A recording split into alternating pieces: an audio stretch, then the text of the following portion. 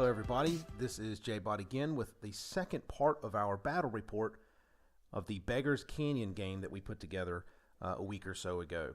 This is the turn following the ending of the last video. So the last video we saw all of the A-Wings get kind of clumped up and get killed, just get destroyed by the Imperial player and the Scum player, Jason and Jim.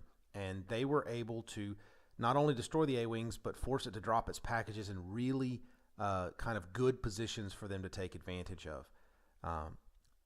The only ship that the Rebel player has left is the ARC 170, but everybody else on the table still has their full allotment. Everybody's still running with a full list of ships. Jim is actually going to end up running 2 of his ships into rocks this turn, and whenever that happens, if your template runs over it or you land on it, you have to stop immediately wherever the template would have crossed it, and then you roll a die to see if you take damage. And you can't fire that turn, so that it really does affect you, and it really makes you want to fly the ships really well. We start to see a lot of that here in the upcoming turns. Just everybody is clustered together, and there's not a lot of room to maneuver, and they just get stuck on each other. It was part of the reason I went with the Protectorate Starfighters, was because they had so much maneuverability. I thought I would have an advantage in all of this terrain. My bad dice rolling bit me in the butt, and all of my ships are heavily damaged right now, and unfortunately I'm going to have a bad time of it because of that. And I decided, based on all the damage I was taking, I was just going to make a run for the border. I'm going to take my one package, try and get off the board with all of my ships still in one piece. That would give me 100 points and make it so that someone would have to get 2 packages off. It would force everybody else to fight. And yes, it would mean me losing, but forcing the fight is fun. Jason felt at this point that his bomber was getting a little out of range, so he went ahead and dropped his last cluster bomb there. It was about the best place he could do, try and seal off his deployment zone, keep Jim from running ships off of it, or anybody else, to try and block off that one little alleyway. I end up bumping my ship down here with the Protectorate, so I hit, and of course I roll and take damage for it. So par for the course so far for my dice rolling. Unfortunately, it just sealed the deal for me to get off the table. If I had seen something else going on where the other ships were actually knocking each other out, doing some damage to each other, I might have turned back around, but unfortunately, taking that last damage there, it would have been a lost cause for me to try and keep these ships alive. Jim gets a little stuck in there with the Seek. He's gonna be stuck really for all of this turn, no shots or anything. And next turn is really going to force his hand, because he has to get away from that rock, or he'll not only have the chance of taking damage, but he'll lose the ship.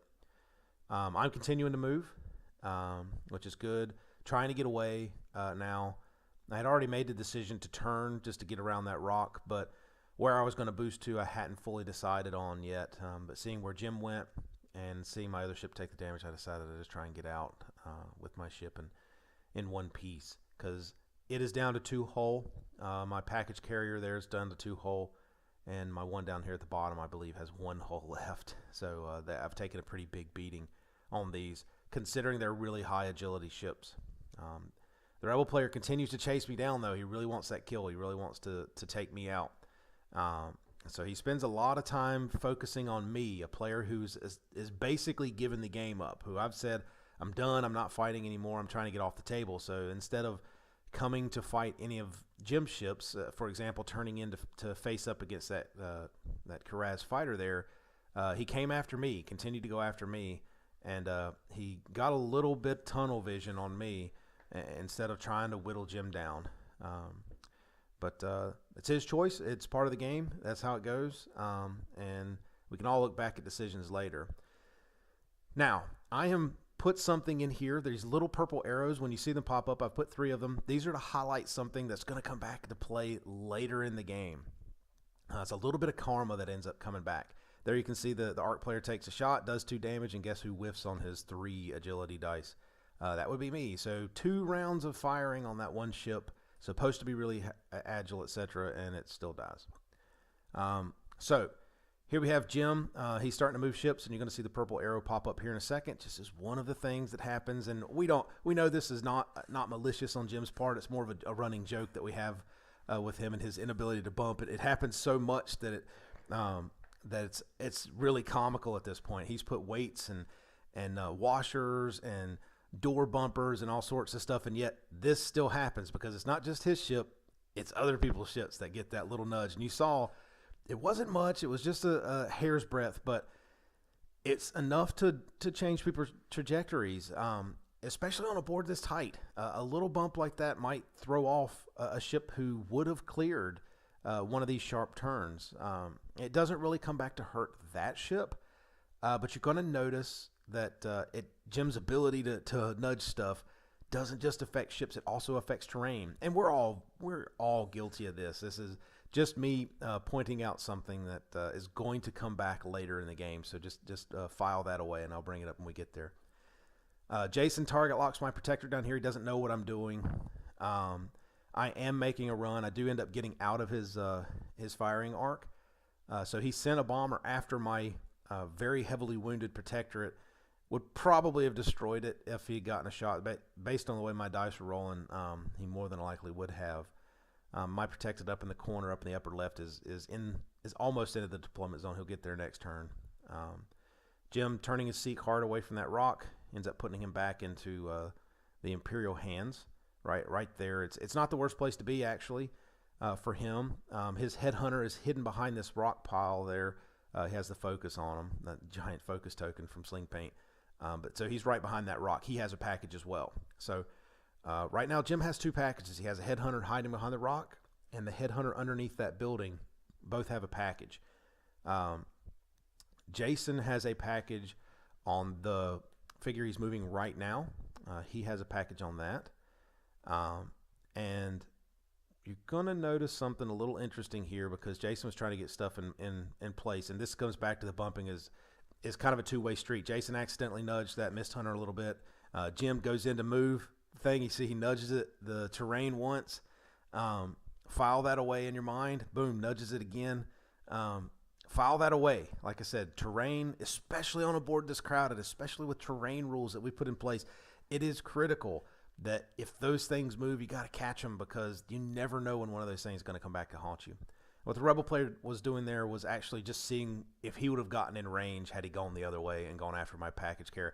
Like I said, tunnel vision. He really focused on the ship that was just making a run, trying to get off the board, and was no longer a threat in the game. He really had it in for me. I have no idea why, but he really had it in for me there. And he ends up turning into the face of that headhunter, target locking that headhunter, and he will devastate him. But the little bumps and stuff that were happening here, they do have an effect.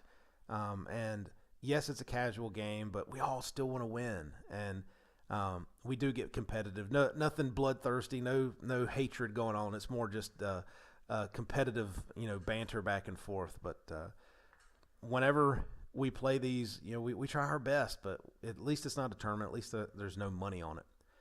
We can see the arc there. It's hard to see, but the arc is actually able to kill that headhunter, and it drops its package. Here comes another bump. That's a die bump.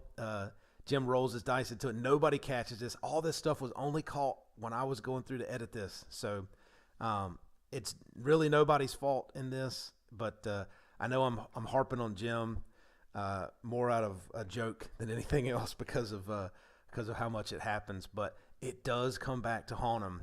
Right now, it hasn't done anything. It hasn't really caused any big problem. Moving the terrain over there has not hurt anybody. Nobody's run into that terrain. Jason hasn't run into any terrain because of a maneuver he did right after a bump of his ship. So no harm, no foul. So just keep that in mind. A lot of people harp on these things. Get it right. But, I mean, really, yes, we use lasers in this game, but I think most of the time those lasers are just there to be absolutely certain of what we already know, whether somebody's in or not. Occasionally you get that, the width of the laser deal, but in most cases it's not really that critical.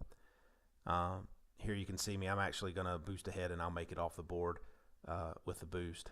So that ship survives. He made it off the table. At this point, I'd already lost a ship, so somebody would have to If somebody gets 2 packages, I'm done. There's no way for me to win if they get 2 packages, and that was pretty much the rule of the game. But if everybody got a package off the board, the person with the most points remaining on the table would have won. And that was my hope at this point, was that I can get a ship off the table because mine up at the top is going to make it as well. But unfortunately, that it doesn't go my way in that one. But if everybody had gotten a package off the table, it would have come down to that tiebreaker. But the reason we did that was because it forced you to fight each other. Instead of just making a run for the package and running off the board, you see what happens. I got 1 package and got off the board.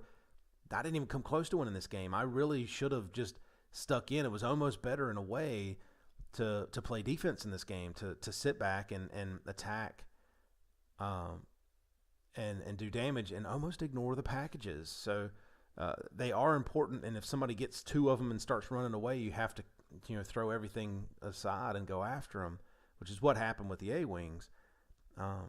But in general, it forces everybody to fight each other because the packages are so critical that you can't just sit back, because you can easily get off the table in about 3 turns if you have a good running start and you have a clean lane like the A-Wings did. Here we see Jason moving his last Special Forces tie, and he's trying to barrel roll to get out of the way of that rock and try and get out of people's arcs as much as possible. But what ends up happening here is a bit of a politicking session goes on after Jason finishes moving into this combat phase. I cut it down because it probably went for half an hour, believe it or not, of people lobbying and bargaining for who that Arc 170 was going to shoot at. Right now, Jason has not lost a ship, so everybody was like, you got to shoot Jason, got to shoot Jason. If he gets off the table with that 1 package, then there's a good chance he wins. And the Jim was saying, you got to shoot that, you got to shoot that. And, of course, Jason was lobbying hard for shooting that Karaz fighter that's behind him, because that Karaz is going to be shooting back at him. He needs to play defense for himself and keep the Ark alive as long as possible because it's its only ship left. So that went back and forth for a while. Ultimately, there was a lot of other shooting going on here. I apologize for the camera going bad. It had a few hiccups as we did this and as I was doing the editing, so we lost a little bit of the detail there. But the fire from that Special Forces tie of Jason's was actually able to kill that headhunter with a package, and it dropped it there, which forced everybody, oh, wait a minute, suddenly there's a package open, because the Arc 170 picked up the Z95s there behind the rock on its move. So it has 1. Jason has 1. Jim does not have 1. His package is now laying on the table there. And Jason runs his bomber out thinking, all right, I've got a package. I've got a chance to get off the table with 100 points, which would have put him in the lead, and then would have left Jim to fight for that Arc 170 for 2 packages. This was an interesting decision. We were curious why he did this, why he went with the 3 bank instead of like a 4 straight. He measures here, and we're pretty sure the 4 straight would have fit, but he wasn't sure if he had taken it, if he would have been able to turn sharp enough to pick up that package. So he was a little concerned, so he was setting himself up for the next turn. And the bump still gives him a shot on the Mist Hunter when it moves. Unfortunately, because of the timing, the Mist Hunter was a lower pilot skill.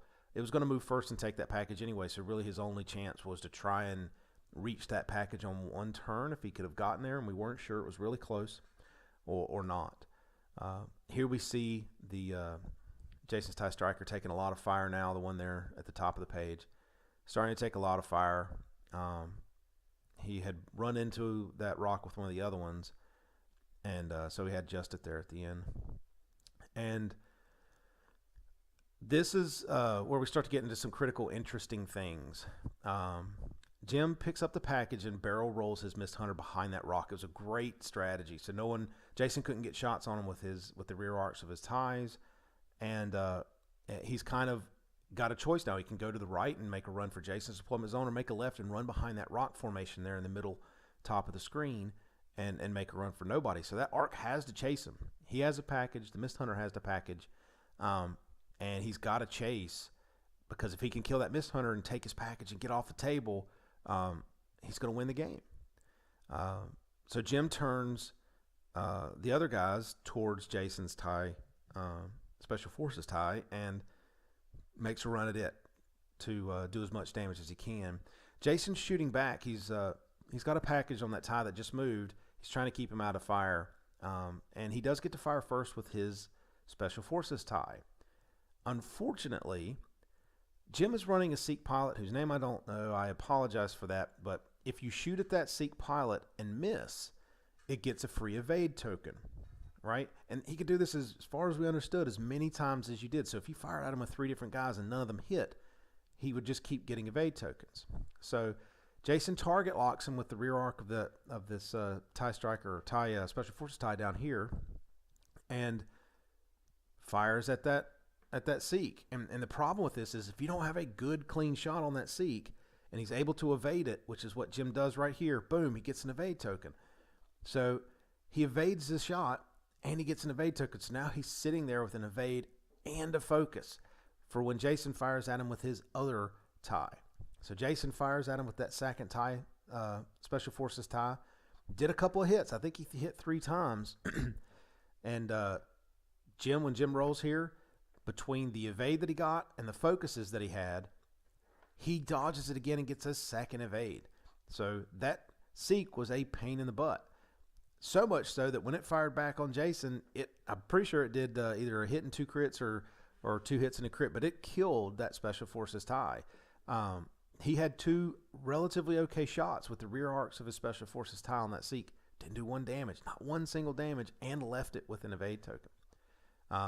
This allowed Jim to start firing into the Arc 170 now and start to whittle it down. So you can see Jim is in the ascendancy now. He's swooping in, getting good, clean kind of targets onto the Arc. Jason's ships are way too far out of it right now. The bomber did a K-turn last turn because he realized he was going to need it, and he's turning in. And he's going to come screaming in as hard as he can, try and catch up. Because right now there's 2 packages up there up for grabs between the Arc and Jim's list, and the Arc is outnumbered heavily. I think it is down at the end of this phase. It is down to maybe 2 hull, 3 hull at the most, and so Jason turns his bomber around to come back. Jim continues turning everything in to play defense, to get in, kill that Arc 170 as much as he can, and you're going to notice something that's going to happen here. If you watch closely between this turn and the next, I don't recall it exactly, and I should have highlighted it with an arrow as well. Jim will accidentally bump that little piece of terrain there. And I believe it happens on the next turn, so we'll come back to it when it does and discuss the ramifications of it at that time. So the Arc overruns, but it's okay since he has the rear firing arc. He overruns the Mist Hunter. The Mist Hunter is pretty heavily wounded right now. I think it's down to 2 hull, 3 at the most, but after this round of firing, after the Arc fires into it, it misses it fails its dodge, but he's only able to do 1 point. So that Mist Hunter he's only able to knock the Mist Hunter down to 1 hull. If he had killed it, could have been a different game. He could have made a sharp turn and kept those other ships in his rear arc. Jason coming back in with the bombers could have done something. Unfortunately, it didn't work out for him. And the Arc 170 went down. And now he's going to turn in. You're going to notice here really soon, this is where the bump is I'm talking about, and this is where it becomes critical because Jason's screaming in hard with that bomber, but he's not going to be able to come in a straight line because of that rock. So Jim moves by accident, completely by accident. He accidentally bumps right there that building. Very subtle, very small, but what ends up happening is we get not so much an argument, but a disagreement. Notice where that template was, and Jim, when he went up to slide him to bump, was completely off the side of that template in a totally different direction. So I was, in a way, playing referee. I was really just paying attention and was like, whoa, that doesn't look right at all.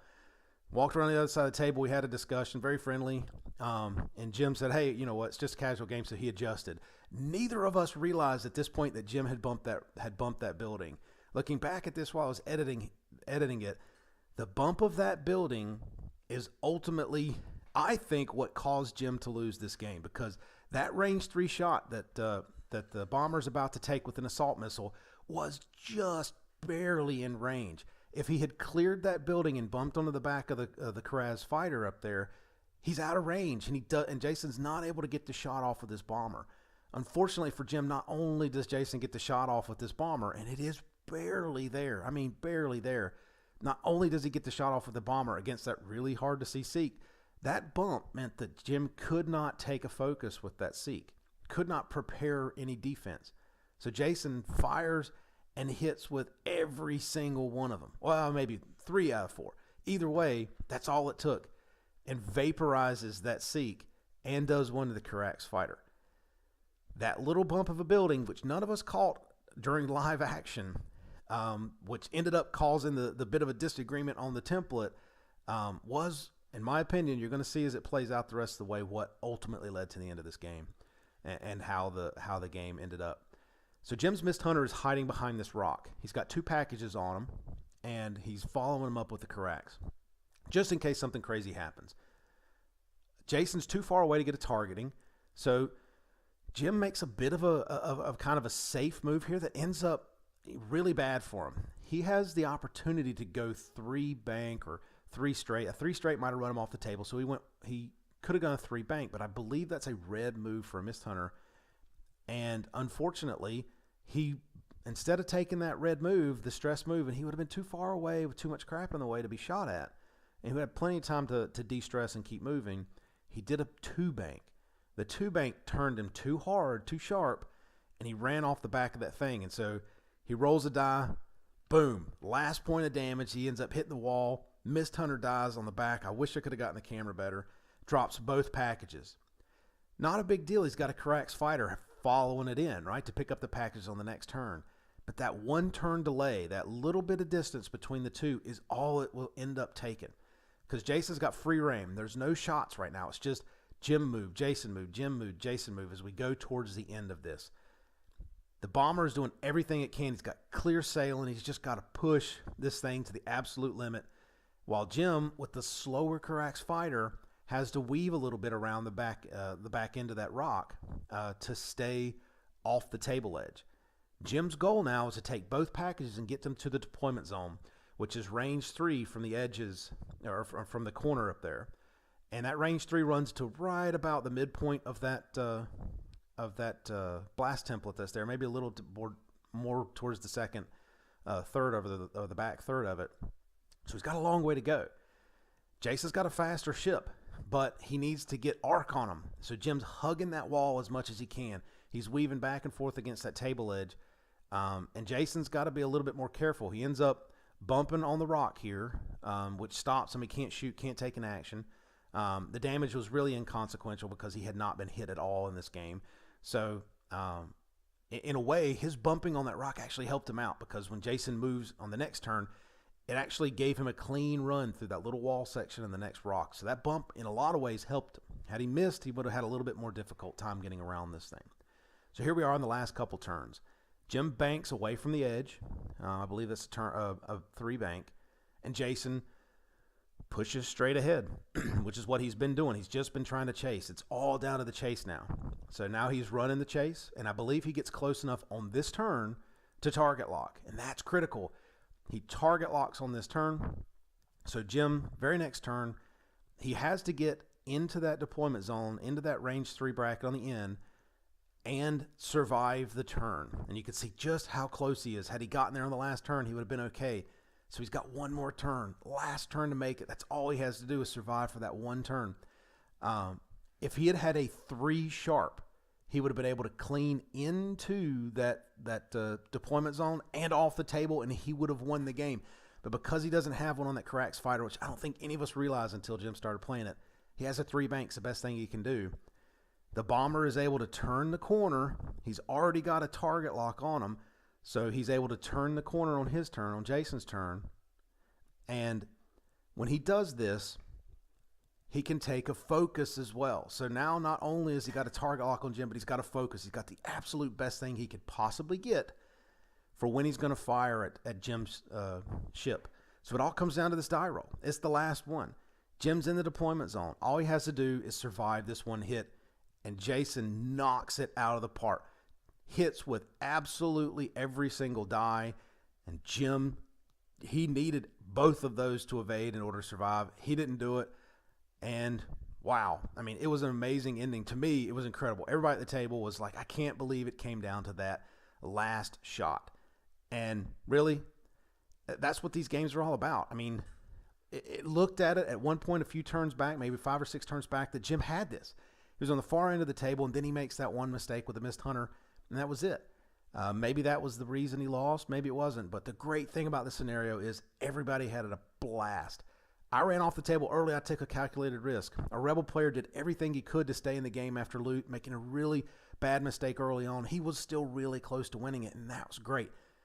Jim thought he had it won, and it was the last turn. If he had survived that last turn, he wins the game. So in the end, we played this it was over 4 hours, and we had an absolute blast. And I hope that you guys that watched this thing, I hope everybody that watched this not only enjoyed it, but also got a little bit of kind of motivation or some ideas about the things that they can do in their games. And we will continue to bring this sort of stuff to you. And remember, if you're going to bump, just try and catch it, because you never know when that karma is going to come back to haunt you. Because you live by the bump, you die by the bump. Thanks, everybody. Just remember, like, subscribe, review, yell at us, tell me all the things I did wrong, tell me all the ship names that I got wrong. It's fine. I can take it. I'm a big boy, way too big, be honest with you. So please, like always, join us on the Facebook page, listen to the podcast, and I hope you guys really enjoyed this. I enjoyed telling you about it.